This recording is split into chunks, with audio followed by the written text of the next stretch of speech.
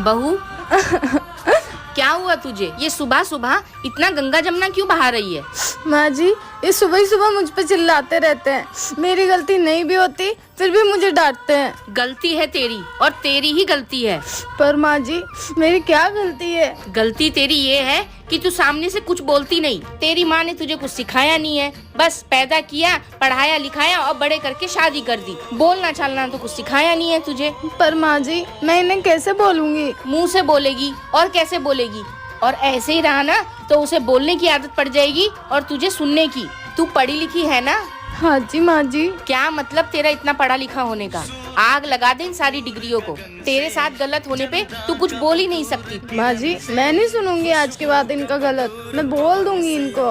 हाँ तो क्यों सुनना? तू कोई बेचारी थोड़ी है, तू तो मेरी बहादुर बहू है। हाँ जी माँ जी।